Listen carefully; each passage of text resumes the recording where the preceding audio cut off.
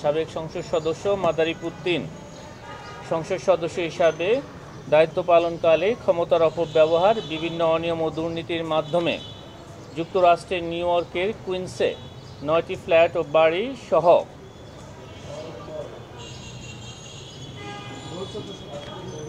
৬৮,৩২,৭৫,০০০ বেশি টাকা মূল্যের জ্ঞাত আয়ের উৎসের সাথে অসঙ্গতিপূর্ণ সম্পদ অর্জন এবং ৫১টি ব্যাংক হিসাবে ৯৭,৬৩,০০,০০০ টাকারও বেশি অস্বাভাবিক এবং সন্দেহজনক লেনদেন করার অপরাধ অনুসন্ধানকালে প্রমাণিত হয়েছে।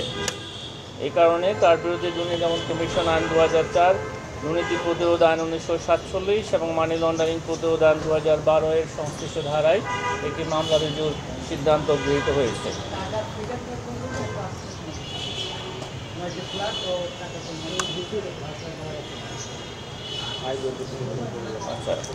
এখানে ৯টি যুক্তরাষ্ট্রের নিউ ইয়র্কের কুইন্সে ৯টি ফ্ল্যাট এবং বাড়ি, যার মূল্যমান বাংলাদেশি টাকায় ৩২ কোটি টাকা সহ স্থাবর সম্পদের মূল্য হচ্ছে ৩২,৩৪,২৭,৯৬০ এবং অস্থাবর সম্পদের পরিমাণ হচ্ছে ৩৭,১৬,০০,০০০ টাকারও বেশি। মোট জ্ঞাত আয়ের উৎসের সাথে অসঙ্গতিপূর্ণ সম্পদের পরিমাণ হচ্ছে ৬৮,৭৫,৬৬৫ টাকা। ৬৬,৩২,৭৫,৬৬৫ টাকা এবং অস্বাভাবিক লেনদেনের পরিমাণ হচ্ছে ৯৭,৬৩,২৩,৩৮৮ টাকা।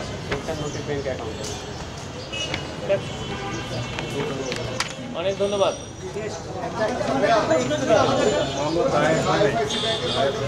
আজকে আইএফআইসি ব্যাংকে কয়েকজনকে তলব করা হয়েছে, কি অভিযোগ একটু যদি বলতেন। বেশ বড় একটা জিজ্ঞাসাবাদ করা হয়েছে,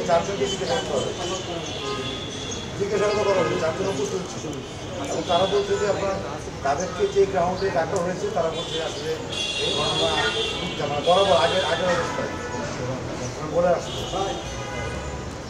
আইএফআইসি ব্যাংক পিএলসি কর্তৃক ভুয়া প্রতিষ্ঠানের নামে ঋণ দেখিয়ে ২,৩৭৫ কোটি টাকা আত্মসাতের অভিযোগে এই অনুসন্ধানটা রয়েছে এবং এই অনুসন্ধান সংক্রান্তে অভিযোগ সংশ্লিষ্ট ব্যক্তিদের মধ্য থেকে ৪ জনকে জিজ্ঞাসাবাদের জন্য ডাকা হয়েছে। ধন্যবাদ।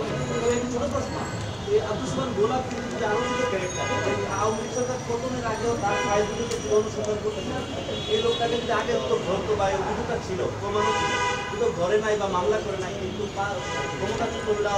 পালালো, তারপরে আপনারা ব্যবস্থা নিচ্ছেন। এই বিষয়ে বিরোধী আসলে বক্তব্য। অনেক ধন্যবাদ আপনাকে।